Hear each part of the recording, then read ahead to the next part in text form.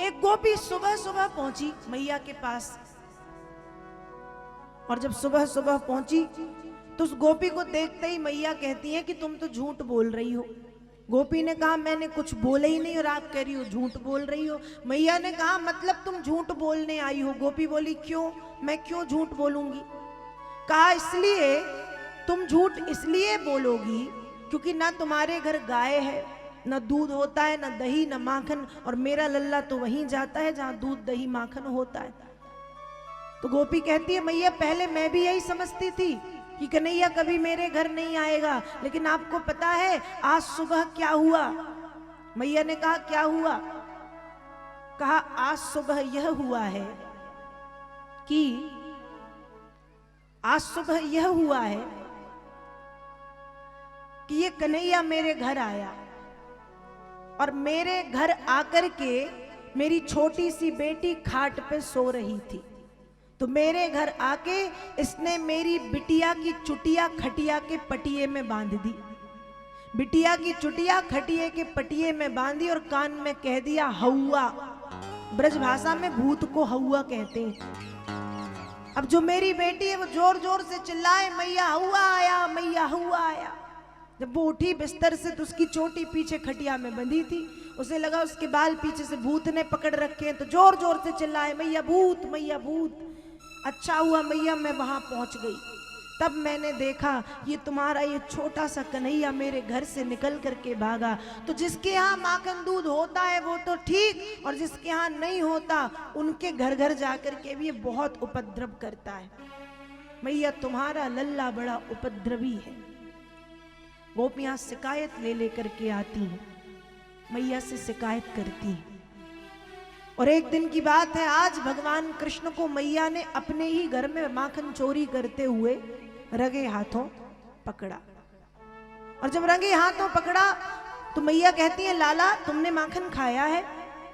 भगवान कहते हैं मैंने नहीं खाया। मैया ने कहा तो तेरे मुख में माखन कैसे लग गया, तूने माखन खाया है। कन्हैया कहते नहीं खाया। मैया बोली खाया है। कन्हैया कहते नहीं खाया। और एक बड़ी सुंदर रचना। तो एक दिन जब भगवान खुद के घर में माखन चोरी करते हुए पकड़े गए, तो मैया ने जब पकड़ा है तो मैया कहती है तुमने माखन खाया, और कन्हैया कहते हैं मैंने नहीं खाया।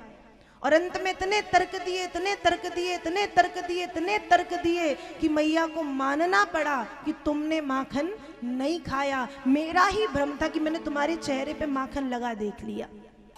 इस तरह से भगवान ब्रजभूमि में अनेक सुंदर माखन लीलाएं संपन्न करते हैं।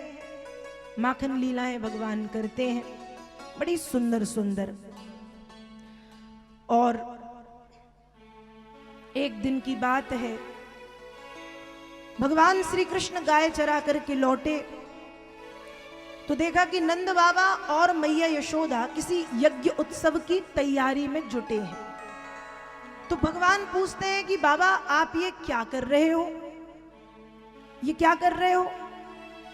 नंद बाबा ने बताया कि लाला वर्षा के देवता इंद्र हैं और हम इंद्र को प्रसन्न करने के लिए यज्ञ की तैयारी कर रहे हैं। भगवान ने कहा तो आपको कैसे मालूम कि वर्षा के देवता इंद्र हैं, क्या आपने कभी इंद्र को बारिश करते हुए देखा है। नंद बाबा बोले देखा तो कभी नहीं, पर हमारे बुजुर्ग कहते थे कि वर्षा के देवता इंद्र हैं, तो हमने भी मान लिया कि वर्षा के देवता इंद्र हैं। भगवान बोले कि वर्षा के देवता इंद्र नहीं, हमारे गिरिराज गोवर्धन पर्वत है।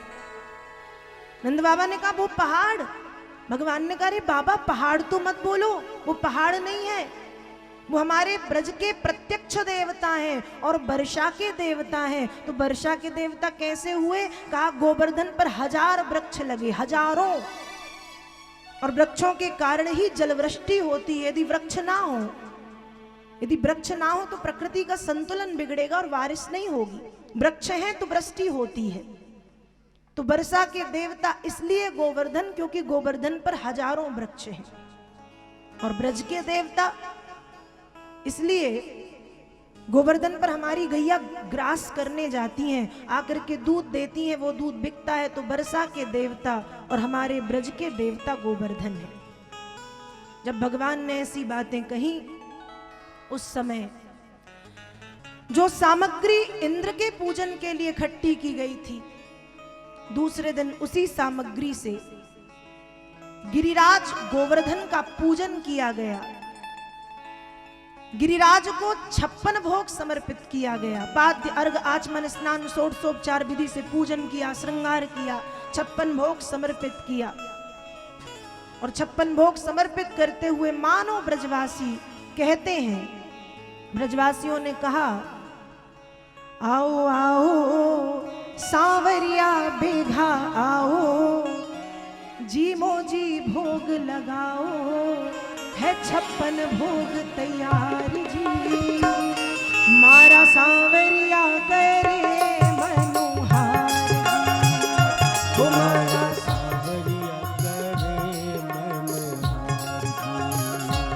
आओ आओ सांवरिया बेघा आओ, जी मोजी भोग लगाओ, है 56 भोग तैयार जी, मारा सांवरिया